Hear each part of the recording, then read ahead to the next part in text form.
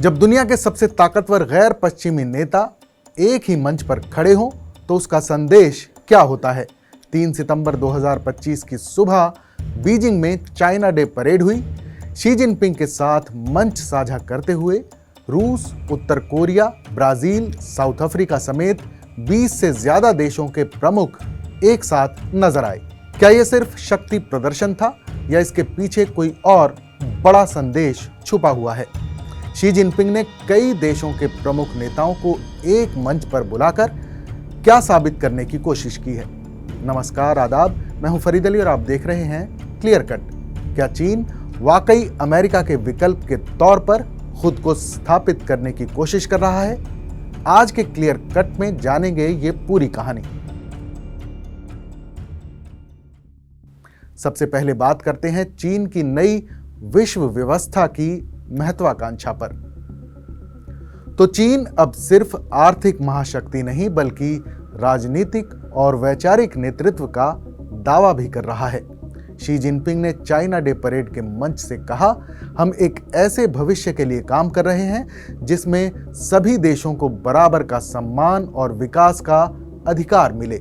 ये बयान सिर्फ घरेलू दर्शकों के लिए नहीं बल्कि वैश्विक मंच पर अमेरिका के मुकाबले खुद को पेश करने की रणनीति का हिस्सा माना जा रहा है।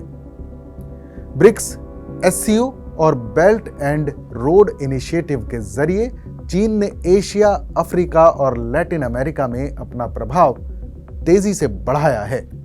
साल 2024 के एससीओ समिट में शी जिनपिंग ने कहा था कि दुनिया बहुध्रुवीय हो रही है, एक देश का वर्चस्व अब स्वीकार्य नहीं है। यह सीधा संदेश था अमेरिका के लिए, यानी चीन अब नेतृत्व चाहता है, सिर्फ भागीदारी नहीं। चाइना डे परेड का संदेश एकता और शक्ति। चाइना डे परेड में 20 से ज्यादा देशों के नेता एक साथ एक मंच पर बुलाए गए। रूसी राष्ट्रपति व्लादिमीर पुतिन ने मंच से कहा, यह मंच दिखाता है कि पश्चिमी दबाव के बावजूद हम एकजुट हैं। उत्तर कोरिया के किम जोंग उन ने भी कहा, चीन के नेतृत्व में एशिया की आवाज अब और बुलंद होगी। यूएस चीन ताइवान मामलों के विशेषज्ञ वैन टी संग कहते हैं कि यह परेड चीन की वैश्विक महत्वाकांक्षा का सबसे बड़ा प्रतीक है, जहां सैन्य ताकत के साथ साथ कूटनीतिक शक्ति का भी प्रदर्शन हुआ है। अमेरिका बनाम चीन, नया ग्लोबल मुकाबला। शी जिनपिंग ने हाल ही में पश्चिमी देशों की बुलिंग पॉलिटिक्स की आलोचना करते हुए कहा था, हमें शीत युद्ध की मानसिकता को पीछे छोड़ना होगा और साझेदारी की तरफ आगे बढ़ना होगा। कई विशेषज्ञ मानते हैं कि एससीओ और चाइना डे परेड ने दिखा दिया कि चीन गैर पश्चिमी देशों को एकजुट करने की ताकत रखता है, जो अमेरिका की एक तरफा व्यवस्था को चुनौती देता है। 2024 में चीन 120 से ज्यादा देशों का सबसे बड़ा व्यापारिक साझेदार बन गया, जबकि अमेरिका सिर्फ 80 देशों के साथ है। ये आंकड़े बताते हैं कि चीन का प्रभाव लगातार बढ़ रहा है। भारत की स्थिति, संतुलन और चुनौतियां। भारत के लिए यह स्थिति काफी जटिल है। एक तरफ ब्रिक्स और एससीओ में चीन के साथ मंच साझा करना, दूसरी तरफ सीमा विवाद और क्वाड में अमेरिका के साथ साझेदारी। विदेश मंत्री एस जयशंकर ने कहा था कि भारत किसी भी देश के वर्चस्व को स्वीकार नहीं करता, चाहे वो पूर्व का हो या पश्चिम का हो। रणनीतिक मामलों के विशेषज्ञ हर्ष पंत का मानना है कि भारत को अपनी स्वतंत्र विदेश नीति को और मजबूत करना होगा ताकि वो दोनों ध्रुवों के बीच संतुलन बनाए रख सके। 2030 तक चीन की अर्थव्यवस्था अमेरिका के बराबर हो सकती है। ब्रिक्स का विस्तार हो रहा है। अफ्रीका और लैटिन अमेरिका में चीनी निवेश तेज हो रहा है, लेकिन सवाल है, क्या यह नेतृत्व सभी को स्वीकार्य होगा या फिर ये एक नया वर्चस्व खड़ा करेगा। दरअसल डोनाल्ड ट्रंप की वजह से ही इन दिनों चीन का कद बढ़ा है। चीन दुनिया की दूसरी बड़ी आर्थिक शक्ति है।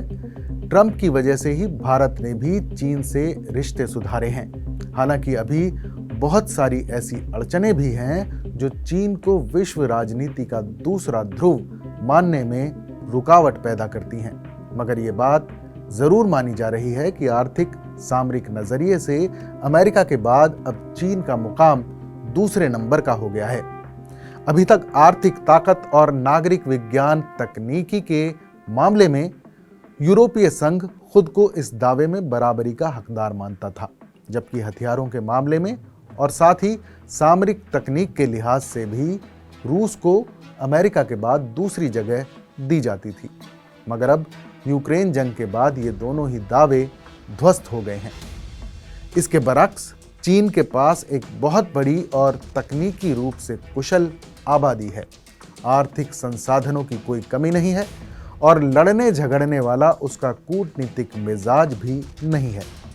सिर्फ भारत को छोड़कर तकरीबन सारे पड़ोसियों के साथ चीन ने अपने सीमा विवाद या तो पूरी तरह हल कर लिए हैं या ऐसा सिस्टम बना लिया है कि वो काबू से बाहर ना हो। यही वजह है कि नॉमिनल जीडीपी में अमेरिका के 30 ट्रिलियन डॉलर के मुकाबले चीन का आंकड़ा फिलहाल भले ही 20 ट्रिलियन डॉलर से कुछ कम हो, मगर खरीद क्षमता यानी पीपीपी के मामले में उसका जीडीपी अमेरिका से भी 1/3 ज्यादा यानी 40 ट्रिलियन का आंकड़ा पार कर गया है। दुनिया की सबसे बड़ी अर्थव्यवस्थाओं में चीन अकेला है जो ट्रेड बैलेंस और फिस्कल बैलेंस दोनों में लगातार पॉजिटिव आंकड़े सामने रख रहा है। इसे आधार बनाकर ही चीन ने वर्ल्ड बैंक और आईएमएफ जैसी दुनिया की ताकतवर वित्तीय संस्थाओं के सामने 2015 में ब्रिक्स के मंच से न्यू डेवलपमेंट बैंक को अमल में उतारने की पहल की और अभी हाल ही में एससीओ बैंक का प्रस्ताव भी पारित करवाया है, जिसका मकसद गैर डॉलर व्यापार की तरफ बढ़ना है। असल में एक हकीकत यह भी है कि डॉलर खुद में एक निराधार मुद्रा है। अमेरिकी अर्थव्यवस्था बुरी तरह से कर्जे में डूबी हुई है और अमेरिकी सत्ता अपनी मुद्रा के विश्व मुद्रा होने का बेवजह फायदा उठा रही है।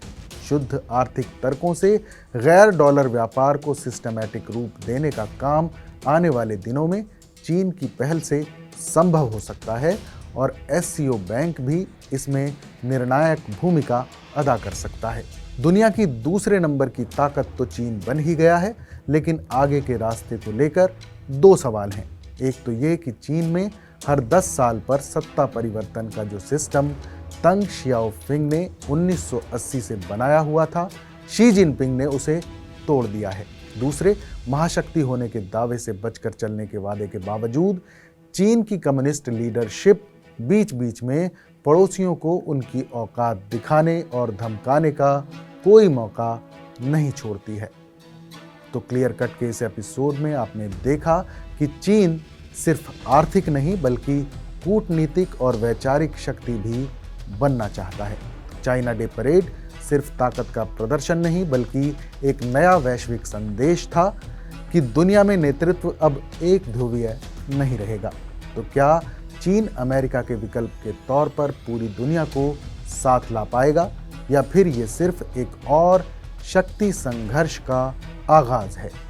इस पर अपनी राय हमें कमेंट करके जरूर बताएं, क्योंकि आपकी आवाज ही बदलाव की शुरुआत है। क्लियर कट में फिर मिलेंगे एक और नए मुद्दे, नई कहानी के साथ। तब तक देश और दुनिया की तमाम बड़ी खबरों के लिए देखते रहिए TV9 डिजिटल।